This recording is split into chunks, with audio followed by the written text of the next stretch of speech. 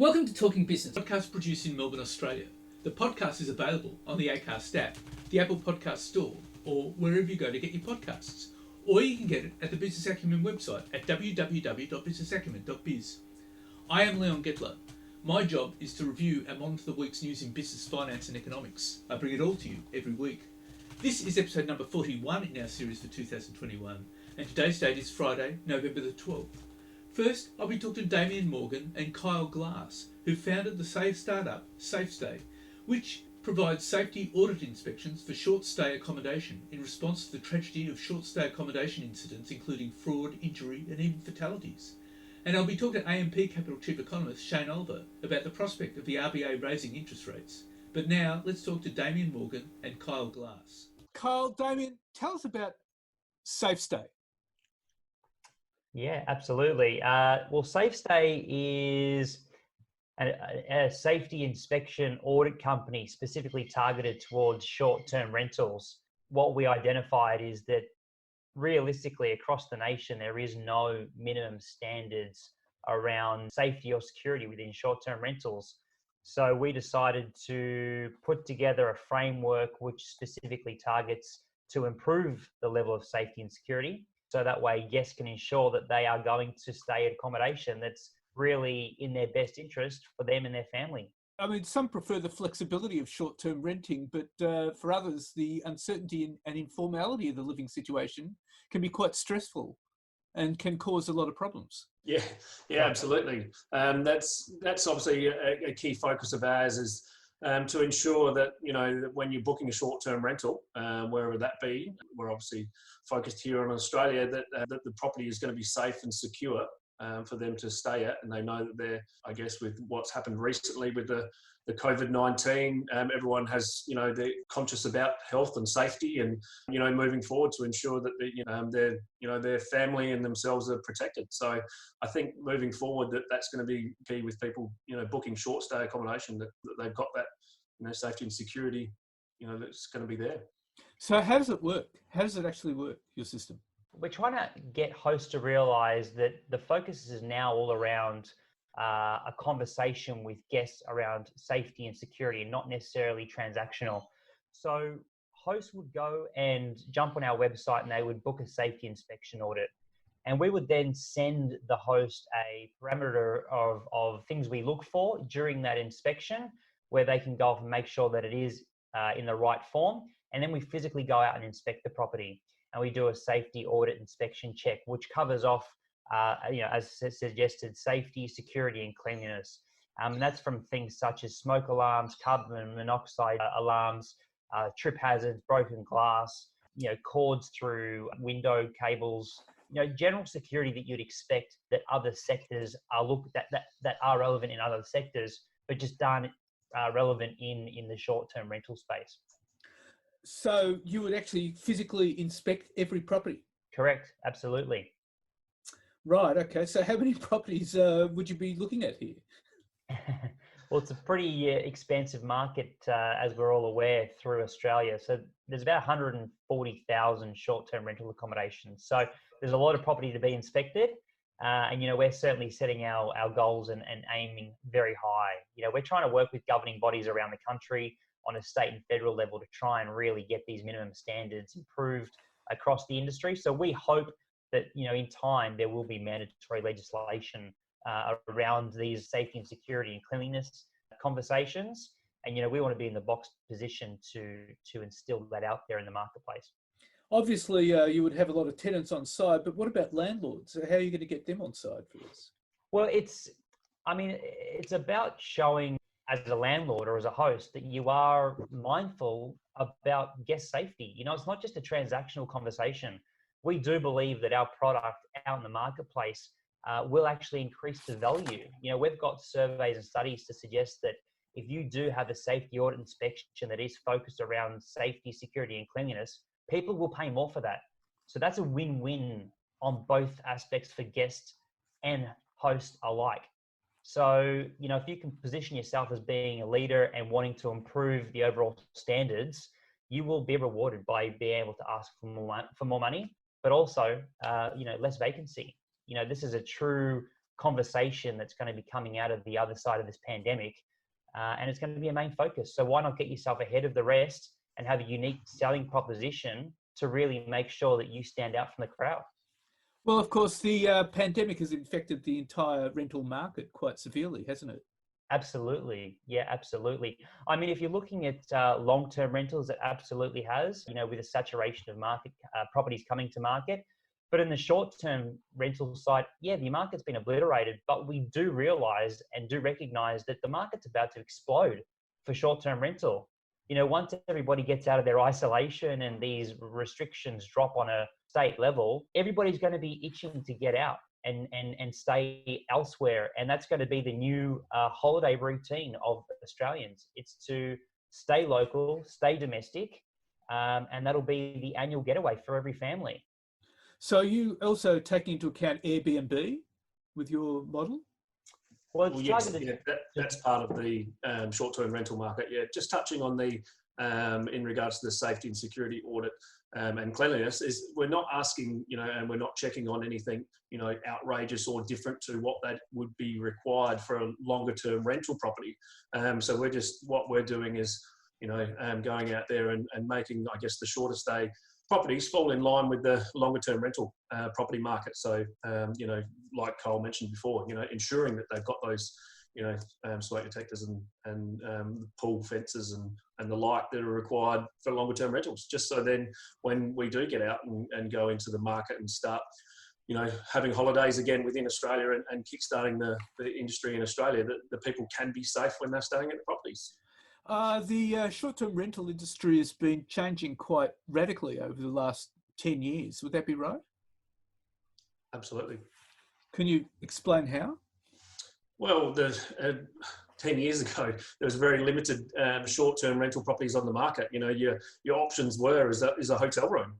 That's basically where it was. And now today, I think there's, Kyle, correct me if I'm wrong, around a couple 100,000 properties in New South Wales or in Sydney alone to be, rented out day in, day out on the Airbnb platform or the like of the short-term rental platform. Right. Okay. It's the evolution of the share economy, right? So I think if you look at, say, the way of the world, particularly in the last sort of 5 to 7 years, the opportunity to start sharing your own space, which then obviously transitioned into your own property. And then there was a huge shift to investing in property based on a short-term rental strategy. And that really came to light sort of 3 to 5 years ago. And as a result, the short-term rental market exploded with properties available because you now had investors in the market looking to buy property on the back of that Airbnb or short-term strategy. Right. I mean, what's quite good about this is that, as a rule, tenants, from my experience anyway, don't tend to be comfortable having conversations with landlords about issues like, say, security and safety and stuff like that. Would you agree with that?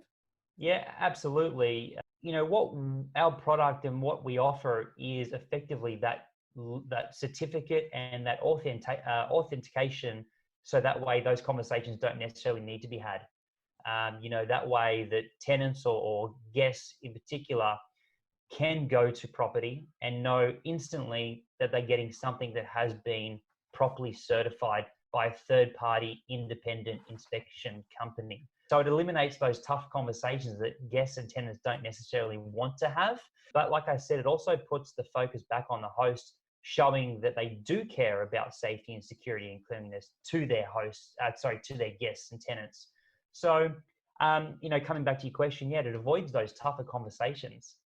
Every other governing body, particularly when you look at long-term residential letting or property, there's all these minimum criteria that landlords need to meet, but it just doesn't exist in the short-term rental space. And, we know that these conversations are wanting to be had by tenants.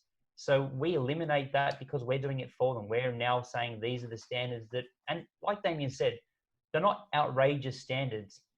They're very practical standards. So we're not looking for anything out of the ordinary or extraordinary, but we want to make sure that there are those minimum standards in place and that there's a true trusted audit inspection out there that everybody can rely on.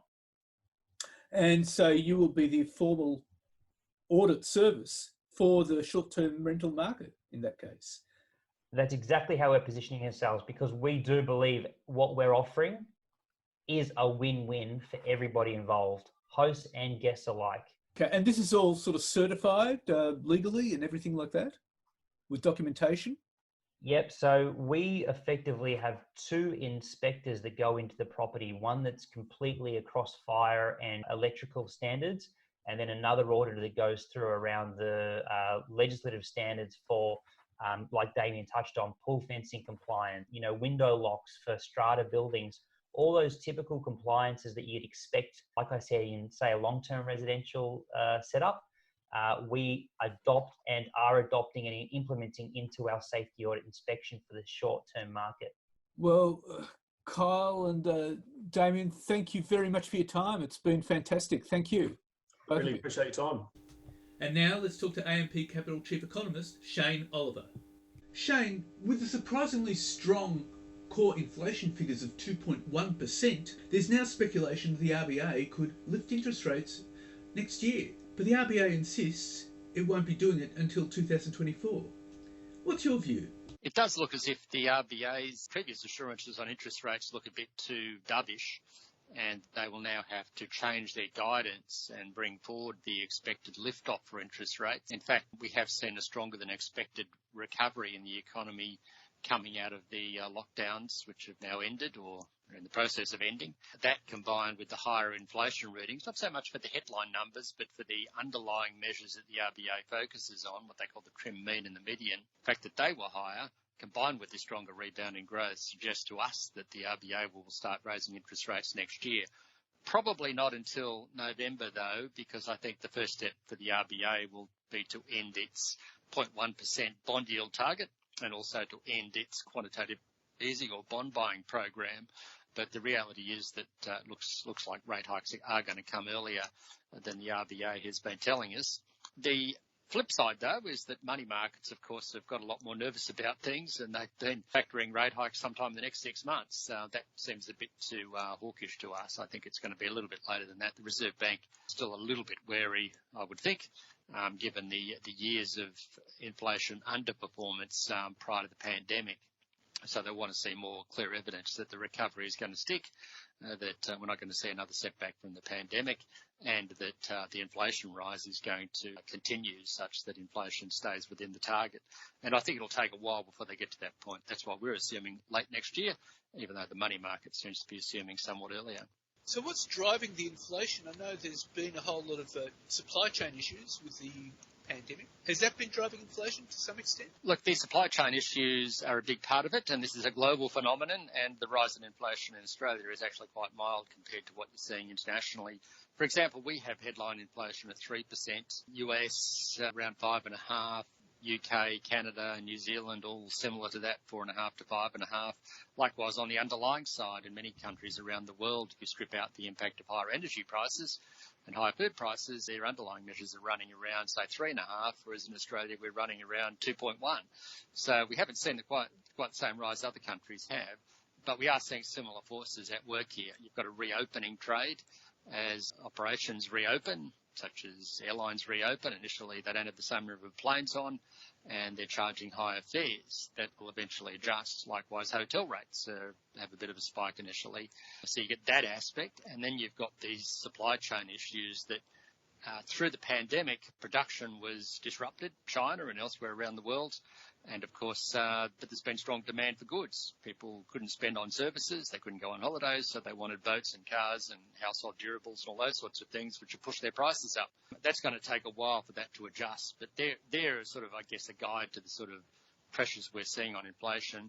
It's quite probable, in fact, that some of that is transitory. It's hard to see people spending as much on cars and boats and things as they have lately. Eventually that will fall back to more normal levels as you can once again go on overseas holidays and spend on services like you used to. But for the time being, that is causing nervousness among central banks, and the more the signs of stronger wages growth, the greater the risk that the inflation pickup becomes a permanent pickup, and that's why central banks are starting to get more hawkish, including the RBA. Well, the stronger wages growth is interesting because people are now going back to work with the end of lockdowns. A lot of employers are complaining about skill shortages, and with skill shortages, they're going to be looking to pay staff more. That's right. The pandemic has caused all sorts of funny disruptions. Yeah, people don't work in the city as much as they used to, more online purchases. So that means less demand for sandwich makers in the city, say, or inner city cafes, but the jobs are in delivery drivers or in manufacturing perhaps. And so it's you've got this sort of mismatch in economies. And at the same time, workforces haven't gone back to the norm. Many countries around the world, people have been staying at home, worried about coronavirus. Schools may not have gone back, and so they can't get childcare for their children. So that's a problem. So there's all sorts of distortions caused by the pandemic. And in the meantime, in Australia, we don't have the immigrants and the backpackers coming in who normally fill in demand for various skills and various hospitality jobs. And so that's another factor in there, all of which has led to a bit of wage movement. I guess when you look at the US, it's mainly low-end wages that are moving up. And I haven't seen the data on Australia, but I suspect it's something similar. But there is always a risk that that flows on through to a generalised wage increase. And there's also this debate about the great resignation, that people have been through the pandemic. They don't want to put up with bad bosses anymore, or careers going nowhere, so they're going to resign en masse. That, to me, strikes me as a bit of an exaggeration, but there's a grain of truth in it, which can also mean some disruption. Now, obviously, those people might want to go somewhere else. They're not all going to become artists and bakers in Orange, but, there might be an element of that. But I think ultimately, again, that will settle down. But it's all a question of how long it takes to settle down. In the meantime, it creates uncertainty for central banks, such that they can't leave rates on hold at low levels for as long as they were previously thinking. What will it do for the RBA financially? Well, for the RBA, they just start raising interest rates. It's more of an issue, I think, for the federal government that has borrowed money, has big budget deficits, and it might find that when it starts rolling over the bonds, the money that it's borrowed, or continues to finance government's earning via deficits, via debt, that they might have to pay more for that debt. For example, the low point last year, the 10-year government bond yield in Australia was 0.6%. The last few days it's been up around 2%. So that's quite a big increase in the cost of funding the federal budget deficit, and that means higher spending on interest costs and potentially less spending on available and other items. I mean, mind you, in a great historical sense, you could argue rates are still low. It's just that they're not as low as they used to be, and that will entail a cost for the federal government. How far do you see interest rates rising to? Well, at this stage, we only see 2 rate hikes next year in November and December, ultimately taking the cash rate to 0.5% by the end of the year. And then we'll probably get another 2 hikes through 2023, which will take us up to 1%. Mind you, that's a long way off, and forecasting that far out is fraught with all sorts of risks, and things could go in either direction. And of course, money markets, they're already assuming more than a 1% hike by the end of next year. So the money markets are a lot more hawkish than we are. I think the best you can say is that we're probably moving into a world where interest rates will go higher. The magnitude of that increase is the big unknown in all of this, and the timing of it. And a lot of it will depend on one's expectation regarding how long these inflationary pressures are with us for. The danger in all of this, I think, is the reserve banks and central banks around the world slam on the brakes too quickly, and then you end up with a growth slowdown, say in 12 months' time, just at the time when people have had their fill of goods. The supply bottlenecks have been resolved, and so prices start falling, and you end up back with the worries being about deflation. That is the scenario that central banks have to allow for, which is why they're probably not quite as hawkish as money markets are. 1% is still very low. 1% is still very low. It's just that it's a much higher rate than what we've become used to. If you translate that through, it's not going to be a one-for-one translation, but to give you a rough guide, it probably means ultimately the variable interest rates will go up by 1%. And the fixed rates might end up going up by something similar in total. We have recently seen some increases in fixed rates. This is where the impact will come initially on the economy, because a lot of borrowing recently in Australia has been at fixed rates. Now, the people who've got those fixed rate loans won't see an increase in their borrowing costs. But if you're a new home borrower and thinking, well, I'm going to jump in now and get a 2% deal on fixed rates and lock in that for 3 years or 2 years, you may find by the time the paperwork's all done that the rate will be somewhat higher. And in 12 months' time, that rate might be around 3%. So it impacts marginal demand in the economy, for, say, things like housing, and that's going to start having a negative impact on house prices. But it's correct. Those rates are still very low. It's just that the amount of money you have to borrow these days to buy a house is much more than it used to be. And so therefore a 1% increase in interest rates today is probably equivalent to something like a 4% increase in interest rates in, say, 1989, simply because debt levels are much higher and because house prices are much higher relative to people's incomes. Of course, so that could become quite an issue. But the other big issue too is what impact would that have on house prices? Will it send house prices down? I think ultimately it will, but we don't want to get too excited too quickly here. I think there's a bit of a leads and lags here. Interest rates are still low. That's the reality, and the economy is recovering, and at some point immigration levels might rise. So those things could provide a bit of support for house prices over the next little while. I think the most likely scenario is that house price gains, which sort of slowed from around 2.5% in March of this year and have slowed to, on the latest numbers from CoreLogic, slowed to 1.5% in the month of October. House price gains will continue to slow down as we go into next year. So we're probably getting to the peak in terms of annual price growth, which according to CoreLogic saw national house prices up almost 22% over the last 12 months. So we're coming to the peak in that, but the monthly rate of increase will continue to slow down. It's already been slowing down through this year, but it will slow down into next year. And by the latter part of next year, I think prices will start falling as the impact of higher interest rates, initially fixed rates and then eventually variable rates, starts to catch up with the property market.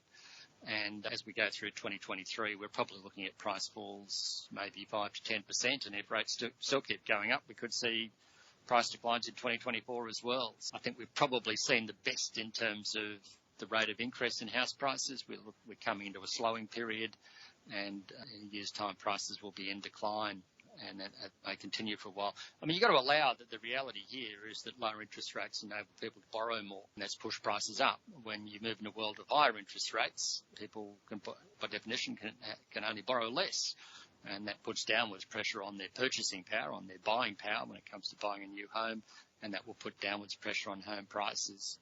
But I think in the absence of 4 or 5% increase, a massive increase in interest rates or a recession, I don't see a crash in prices, but we have to allow that we're coming into a world of, I think, where prices will be under downwards pressure as we go through the latter part of 2022 into 2023. Which will have huge implications for the housing investment. It will impact housing supply. Probably wouldn't exaggerate it because there's still going to be underlying demand. There's a sort of one thing that may limit the fall is if immigration returns, and there's a debate about how quickly it will return, but that may limit the impact and the fall on the housing investment market. And the big thing you really don't want in Australia is to see a big fall in housing construction, because that will just mean ongoing problems with affordability. We'll have a period of falling prices, like we did in 2017, 2018. Prices might come off 10%, 15% in Sydney. And then we're back again to a period of undersupply, and that would then underpin ongoing poor affordability and no real improvement in things. So there's a difficult balancing act here that I think the authorities, government, RBA need to follow. You don't want to see prices come down so much that it stops the construction of housing, which then leads to an undersupply of housing. So there is a bit of a balancing act here. Well, Shane, that's all fascinating, and thank you very much for your time. My pleasure, Leon. All the best. So what's happening in the news? Well, Facebook's Instagram platform has seen a dramatic slump in use by young Australians, according to confidential internal documents. Prepared for Facebook executives, the research, dated March 2021, warns of concerning and problematic declines in the amount of time teenage users in Australia are spending on the photo sharing platform, down 9% to 36 minutes a day over 6 months, and how much content they are producing. The research, part of a tranche of documents lodged with the US Securities and Exchange Commission, shows the fall in use was greater in Australia than in other markets including the US, France, Britain and Japan. The amount of content being produced by teenage users in Australia also fell 7%, the data reveals. The disclosure of falling Instagram consumption follows the release of internal research first published in the Wall Street Journal in September that concluded the platform exacerbated feelings of anxiety, depression and body image issues for teenage girls. We make body image issues worse for 1 in 3 teen girls, one slide from a 2019 presentation read. The fall in the use of Instagram in Australia and in other major markets comes as Facebook grapples with serious problems in attracting and retaining young users on its other platforms. And General Electric said it would split into 3 public companies as the storied US industrial conglomerate seeks to simplify its business, pare down debt and breathe life into a battered share price. The split marks the end of the 129-year-old conglomerate that was once the most valuable US corporation and a global symbol of American business power. The Boston-based company said the 3 businesses would focus on energy, healthcare and aviation. It will combine GE Renewable Energy, GE Power and GE Digital and spin off the business in early 2024. GE will also separate the healthcare company, in which it expects to retain a stake of 19.9% in early 2023. Following the split, it will become an aviation company, helmed by GE Chief Executive Larry Culp. And News Corp Australia has posted a $60.7 million loss as the pandemic exacerbates ongoing upheaval throughout the media industry. The company blamed a $167 million hit to advertising revenues on regional and community closures or digital transitions. More than 220 Australian newsrooms have shrunk or vanished since the start of the pandemic, while 111 have opened or expanded. News Corp Australia's financial report for its publishing and printing group revealed the $60.7 million loss to ASIC this week, less than the $151.4 million the year before. Its 2020-21 report shows a $167 million decline in advertising revenue, reflecting the closure or transition to digital of regional and community newspapers. These closures, though, were also partly responsible for a drop in expenses of $58 million. And Australia's federal election is most likely to be held in May next year, with the Morrison government preparing to fight the poll on an expected economic bounce back from COVID-19. The public service in Canberra is undertaking preparatory work for an April budget, with bureaucrats being told to be prepared to cut short their summer holiday plans in January. No final decision had been made on an election date, but the odds were firming for another April budget, followed by a May election. With the coalition trailing Labor in opinion polls, Prime Minister Scott Morrison wants to make the election a referendum on which side of politics can be trusted to manage the economic recovery from COVID-19. Labor will focus on the slow start to the vaccine rollout, the Prime Minister's trustworthiness and the coalition's lack of conviction for action on climate change. Treasury, the Reserve Bank of Australia and market economists are forecasting strong economic growth from late this year as cashed-up consumers reopen their wallets after lockdowns in New South Wales, Victoria and the ACT. A booming economy is expected to be fuelled by more than $200 billion of excess household savings, high vaccination rates, an easing of health restrictions, international and state borders reopening and low interest rates. The RBA tips an economic bounce back, forecasting robust economic growth of 5.5% next year, although it expects wages growth and inflation pressures to remain moderate. And as part of that, Prime Minister Scott Morrison has rolled out a policy on electric vehicles. Electric vehicles, once derided by Scott Morrison as ending the weekend, will be the focus of a $500 million strategy projected to create more than 2,600 jobs. The Prime Minister anticipates $250 million in federal future fuels funding will be matched by private investment aiming to reshape Australia's transport sector and put up to 1.7 million electric vehicles on roads by 2030. Investment will focus on public and household electric vehicle charging, as well as electrifying commercial fleets and heavy and long-distance vehicles. More than 50,000 households and 400 businesses would have access to charging infrastructure alongside at least 1,000 public charging stations. The government also anticipates up to 84% of the population will be able to access fast charging stations. Making sure the electricity grid is ready for widespread EV use is expected to avoid upgrade costs of $224 million this decade. The government strategy does not plan to manufacture EVs in Australia. It rules out consumer subsidies and concessions to help people buy EVs or mandating a phase-out of new petrol or diesel-powered vehicles. It has been criticised by electric vehicle manufacturers. It is nothing like Joe Biden's EV tax credits that could nudge millions of Americans to swap their 2005 Honda Civic for a brand new Nissan Leaf. NRMA spokesman Peter Khoury said the 2 key issues facing Australian consumers were the access to charging infrastructure and the price of the vehicles. During the past 4 years, the organisation has rolled out more than 44 fast charging stations across regional Australia. Opposition leader Anthony Albanese said the government had changed its tune on electric cars in the lead up to an election campaign. He said Australia risks being left behind if it did not do more to increase the number of electric vehicles. Britain, Japan, France and Germany have pledged to ban sales of combustion engines between 2025 and 2030, while Norway leads the way in electric vehicle ownership, driven by a range of incentives such as waiving import tariffs and sales tax, as well as registration fees. In 2020, it became the first country where EV sales outstripped petrol, diesel and hybrid vehicle sales combined.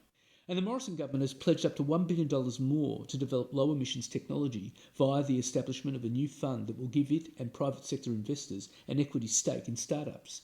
As part of the government's plan to reach net zero emissions by 2020, the Low Emissions Technology Commercialisation Fund, to be administered by the Clean Energy Finance Corporation, will focus on developing emerging technologies.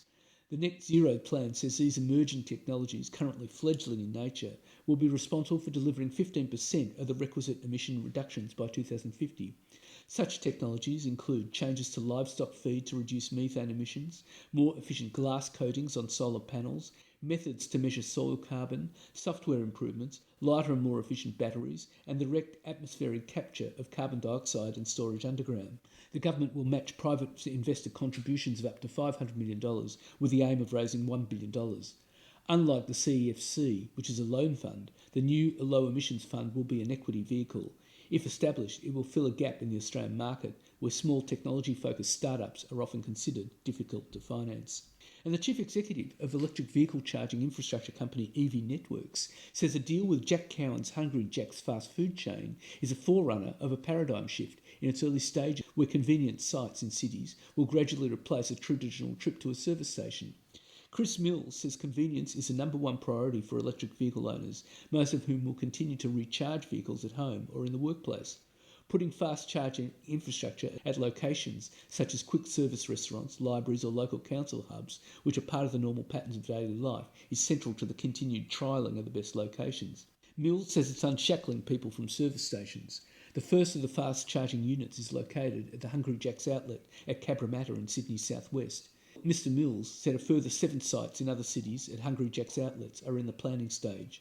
And Commonwealth Bank of Australia has struck a big blow in its bid to take on global big tech, leading a US $100 million, that's 134 million Aussie, funding round for leading artificial intelligence platform H20.ai, and forming a partnership it says will help it release smarter products and make faster decisions than rivals.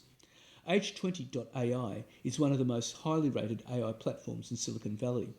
As well as being a venture capital style investment for CBA, the platform will be used across the bank's many systems such as customer rewards, online retail, credit assessment and fraud detection to let it deliver individually tailored offers and fintech style services. As well as making its existing apps smarter, CBA is hoping the ability to analyse its vast amounts of data more efficiently with the H20.ai platform will give it a jump start on its rivals among the big four banks in inventing future products. CBA is the latest in a stream of major global financial institutions to invest in the company, as well as using its technology to develop AI-based products. H20.ai had a pre-money valuation of US $1.6 billion and counts Goldman Sachs, Wells Fargo, Capital One and the investment arm of a Chinese insurance giant Ping An as investors and customers. And the big four banks will not appear before the Senate inquiry into the effectiveness of the country's anti-money laundering regime, despite being individually invited to discuss the level of investment needed to avoid systemic breaches of laws to prevent financial crime. Commonwealth Bank, Westpac, ANZ Bank and the National Australia Bank are responsible for reporting the bulk of suspected criminal activity passing through Australia's financial system and were each invited by the Legal and Constitutional Affairs Committee to participate in public hearings starting Tuesday. The Senate approved a motion by Labor Senator Deborah O'Neill in June to launch a formal inquiry into the effectiveness of laws, regulators and companies tasked with preventing financial crime. The committee has since called on a range of law enforcement, academic and industry participants to participate in 2 days of public hearings. The banks have declined individual invitations to appear before the committee and will instead be represented by the Australian Banking Association, a lobby group representing 21 Australian banks. CBA and ANZ declined to comment on the non-attendance. A spokesman for NAB said executives were unable to attend because the hearings coincided with NAB's full-year results scheduled for Tuesday, but added the bank is happy to engage with inquiry at another time. And NAB's cash profit climbed 76.8% to $6.56 billion for the 12 months ended September 30 from last year, the bank said on Tuesday in an ASX statement. Excluding lumpy notable items, profit was up 38.6%.